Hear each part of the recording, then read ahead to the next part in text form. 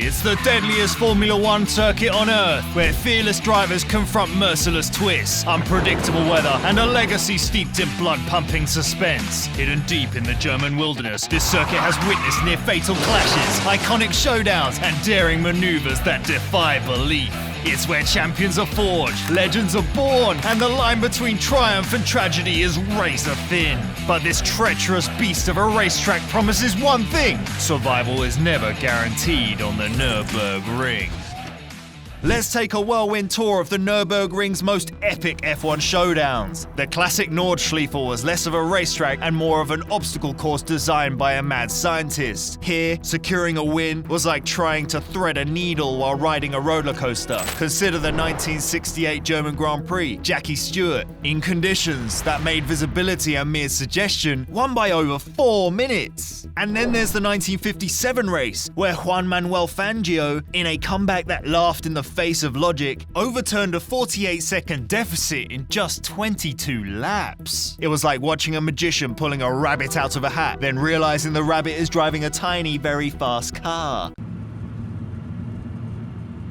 Navigating the Nürburgring was a lot like playing a high-speed game of chess, except the pawns were cars, the knights were drivers, and the board was devilishly inclined to burst into flames every so often. The most heart-stopping reminder of the Nürburgring's danger came in 1976, with Niki Lauda's near-fatal crash. Lauda, in his Ferrari, was hurtling down the track when suddenly his car veered off the Bergwerk section and erupts into flames. What happened next was nothing short of miraculous. In a display of bravery that would make superheroes take notes, Lauda was pulled out of the wreckage by his fellow drivers, a testament to the unspoken brotherhood of F1. And in a display of grit that would make a diamond look soft, Lauda was back racing at the Italian Grand Prix just 40 days later, looking more like a mummy than a racer. If that's not commitment, we don't know what is. Despite the risks, the Nürburgring remained a magnetic presence in F1. It's like that one friend who's a bad influence but throws the best parties. You know you should probably stay away, but you just can't resist.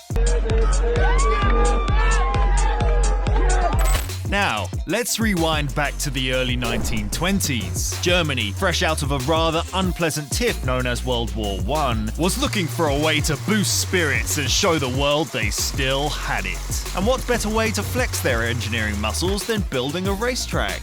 The early vision for the Nürburgring was like something out of a petrolhead's daydream. Germany looked at Italy's Monza, glanced at Berlin's Alvus, and thought, we can do better, schneller, and more wunderbar. It was less about keeping up with the Joneses and more about overtaking them at full throttle. Meet the masterminds, Dr. Otto Kruse, architect Gustav Eckler, and Konrad Adenauer, the mayor of Cologne, who probably thought, why not add racetrack designer to my resume? With a budget that would make modern-day accountants faint, over $30 million, they envisioned a track that could give Targa Florio a run for its money, but without the ocean squalls and Sicily's muddy slogs. Construction of this 17.5-mile marvel began in 1925, nestled in the heart of the Eifel Mountains in western Germany, with the Nürburgring castle looming overhead. The racetrack was a daring feat of human ambition. The workers, armed with shovels and sweat-soaked brows, must have wondered if they were building a racetrack or accidentally constructing the world's longest archaeological dig.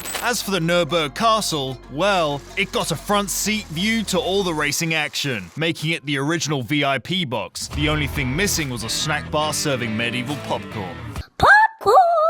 June 18, 1927 marked the day this beast of a track roared to life. The inaugural Eifel Rennen was like opening a high-octane Pandora's box. Motorcycles that looked more like bicycles with attitudes took the track by storm, with Tony Ullman clinching the win on his 350cc Velocette. The following day saw the cars take the stage, and boy, did they put on a show. Mercedes-Benz, led by Rudolf Caracciola in his supercharged Model S, didn't just race to the finish line, they practically flew, securing a thunderous 1-2-3 finish. It wasn't just a race, it was Mercedes saying, look ma, no hands. But wait, there's more. Post-race, the Nürburgring wasn't just for the pros. For the price of a decent meal, anyone could take their Sunday drive on this track. It turned into a sort of try-before-you-die experience for the daring locals and tourists. A few bucks for the chance to say, "I've driven the Nürburgring, bargain of the century."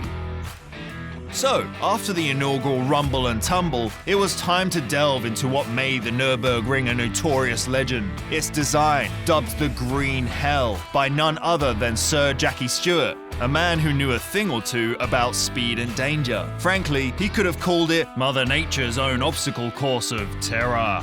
Originally, the Nürburgring was a mammoth of a track featuring several configurations. The most famous, the Nordschleife or North Loop, was a staggering 22.8 kilometers long with a mind-boggling 160 turns. Can you imagine that? It's like someone put a racetrack through a blender and then stretched it out over the German countryside. The Südschleife, or South Loop, though less well known, was a 7.7 kilometer challenge in its own right. Combined, they formed the Gesamtstreck, a colossal 28 kilometers of racing nirvana, complete with an extra warm-up loop called the Zielschleife.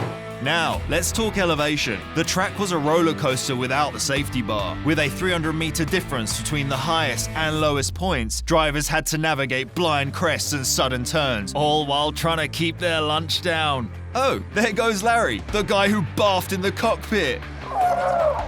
But here's the kicker. The Nürburgring wasn't just about being tough, it was about being a proving ground. Manufacturers flocked there to test their latest beasts. After all, if your car could handle the Green Hell, it could handle anything. Hyundai even claimed that a lap on the Nürburgring was equivalent to about 180,000 kilometers of real-world driving. Talk about endurance.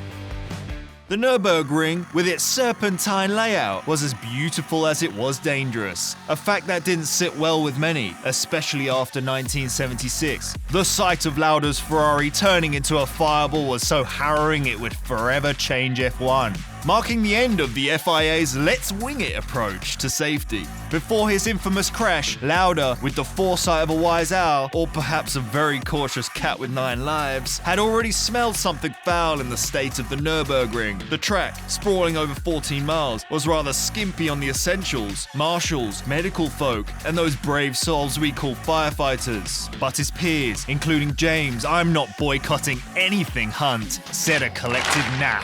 Hell no. On the day of the race, Lauda's helmet decided to part ways mid-crisis, leading to injuries that would make a stuntman wince. To make things worse, the track's just-in-time approach to medical services meant that the helicopter was fashionably late. The lesson was clear. F1 needed a safety makeover faster than a pit crew changing a tire during a tornado.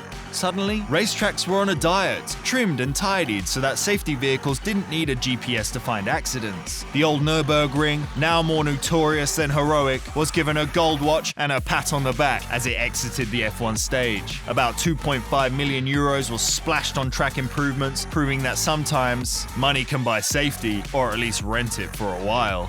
Post-crisis, F1's approach to safety gear got a serious makeover too. Helmets were upgraded to actually, stay on. Cars were reinforced to the point they could survive a minor apocalypse. And then there was the new Halo device, which, contrary to some opinions, was not designed for catching intergalactic satellite signals. Lauda, always the voice of reason in a sea of adrenaline, cautioned against turning F1 into a leisurely Sunday drive. After all, the sport's essence was in its thrill, in its heart-pounding, edge-of-your-seat excitement. It's like adding just enough chili to your dinner. Too much and you're breathing fire. Too little and it's like eating cardboard. Now I feel like I've just swallowed a mouthful of bandages. And then there's the aftermath of the 1976 season. Speculation swirled faster than a Ferrari in a tailspin. Would Hunt have clinched the championship if Lauda hadn't been forced to sit out 2 races? We'll never know, but at least it gave everyone something to argue about down the pub for years.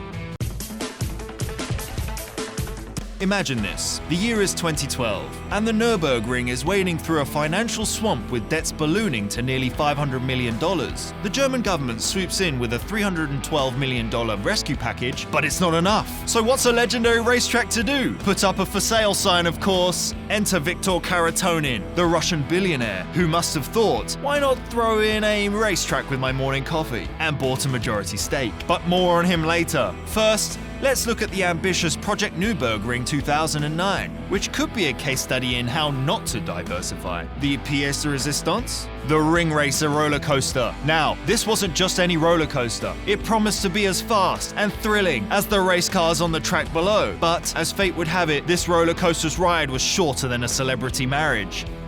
After numerous delays and technical troubles, it opened in 2013, only to shut down after 4 days? If you thought that was the only financial bungle, wait until you hear about the track's new line of scented candles. Oud exhaust. Because nothing says relaxation like the smell of burning rubber. Just kidding. But alongside the ill-fated roller coaster were other ventures, a hotel, a shopping mall, and various other leisure facilities, none of which were too lucrative. I mean, who's checking into the overnight overtake hotel? Sleeping with the sound of revving engines isn't the lullaby most guests hope for. The track, known for high-speed chases, was now chasing lost revenues. So, as the Nürburgring teetered on the edge of financial ruin, our Russian knight in shining armor swooped in, not just with cash, but with a vision. Viktor Karatonin steered the Nürburgring away from its ill-advised foray into theme park territory and back into the tarmac of motorsports. Gone were the days of ambitious but misguided projects, and the track once again roared into the tune of high-speed engines. Fast forward to today. The Nürburgring is like that one grandparent who's seen it all, done it all, and is still the life of the party. Today, it hosts a range of events that would make any racing fan's hearts race faster than a qualifying lap. And the crown jewel is the 24 hours of Nürburgring. It's like the Woodstock of racing, longer, louder, and packed with more adrenaline than you thought possible. This event sees a melange of cars, from spunky GT3s to your neighbor's souped-up sedan, battling out for a day-long race that tests endurance, skill, and the sheer will to keep awake. Then, there's also the Nürburgring Endurance Series, which shakes the green hell multiple times a year, showcasing everything from near-series racing cars to full-blown GT3 bolides. And for the history buffs, there's the Oldtimer Grand Prix, a nostalgic trip down memory lane with vintage vehicles that have shaped the history of motorsports. It's like a time machine, but with more octane. But for those who fancy themselves as the next Lewis Hamilton or Max Verstappen, the Nürburgring offers tourist farting sessions, which, by the way, is not a class on how to discreetly pass gas while sightseeing in Germany. This is where mere mortals can drive their own cars on this legendary track. Here, you can fulfill your racing fantasies, and the only thing stopping you is probably the fear of explaining those new scratches to your insurance company. Or worse, having to admit to your friends that your farting around the track was less Lewis Hamilton and more Mr. Bean. The Nürburgring today is a racetrack reborn, a living, breathing legend of the motorsport world, and a place where past glories blend seamlessly with modern-day thrills. So there you have it, the Nürburgring, a place where legends are made and dreams come true at 200 miles per hour. If you could take a lap around the iconic track, what car would you choose and why? And if you enjoyed this high-speed history lesson, smash that like button, subscribe for more, and keep your engines revved for the next adventure!